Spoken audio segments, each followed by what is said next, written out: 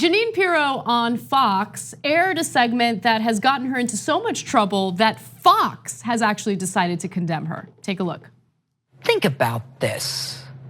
She's not getting this anti-Israel sentiment doctrine from the Democrat Party. So if it's not rooted in the party, where is she getting it from? Think about it.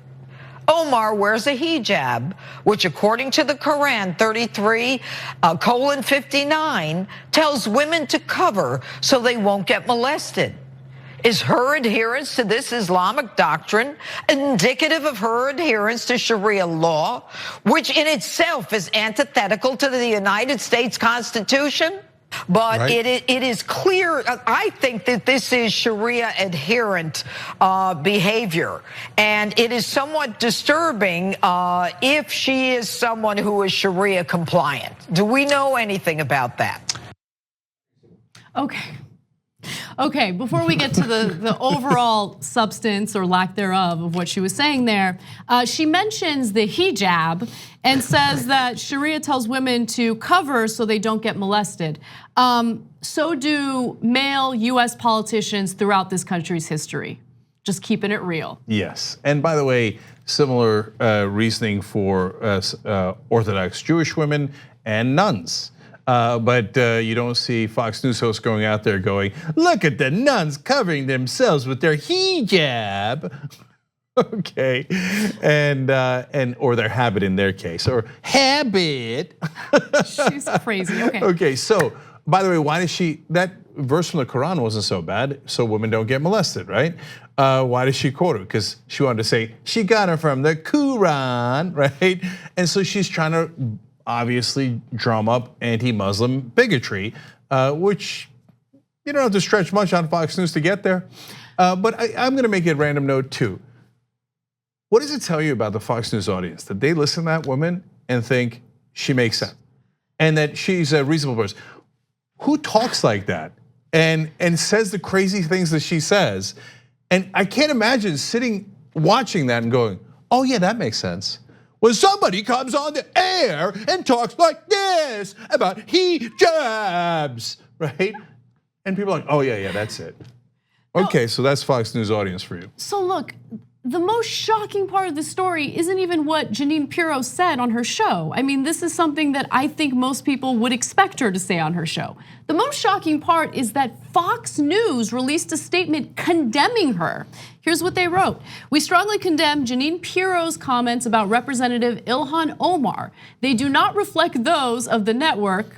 Yes, they do. And we have addressed the matter with her directly. And look, they might argue, no, this doesn't reflect the network. Maybe that extremely transparent and strong wording doesn't reflect the network, but the messaging that we get over and over again from the opinion hosts on Fox News are very much in line with what Pirro had to say. Also, Jeanine Pirro released a statement trying to pretend as if she didn't say what she said. She writes, I've seen a lot of comments about my opening statement from Saturday night's show, and I did not call Representative Omar un-American. My intention was to ask a question and start a debate. But of course, because one is Muslim does not mean you don't support the Constitution. It didn't sound like an of course when you were saying it on air. That's not what you said. And it's the oldest thing in the book. Jon Stewart mocked this relentlessly when he was a host of The Daily Show. The Fox News question mark. Is she un-American? I didn't say she was un-American. I just asked. I'm asking a question. I'm starting a debate about whether she's un-American just because she's Muslim. Now look, if I'll bother to point out the ridiculous nature of that point, if someone was devoutly Jewish, as for example Joe Lieberman was, longtime senator, right? And somebody came out and said, well, I don't know if I can trust them because it is adherence to Talmudic law or text, etc. Does that mean that he might not be loyal to the Constitution? People would have justifiably flipped out, right? Because or if we said, hey, evangelical Christians who are fundamentalists, or forget fundamentalists, but devout or Orthodox, if we eliminated them, we eliminated a quarter of Congress. And obviously she's doing that because bigotry against Muslims work. on Fox News. And Anna, to maybe answer your question, why would Fox even condemn it? One, advertisers. Okay, they don't like that because they have to also sell to all customers, including Muslims and Muslim Americans. But Muslims across the world are 1.6 billion people. So advertisers do not like that kind of talk, and rightfully so. And the second reason is, I don't know if he still is, but for a very long time, Prince Walid bin Talal was the second largest investor for News Corp. And so he's a Saudi prince, and second largest investor means second largest owner.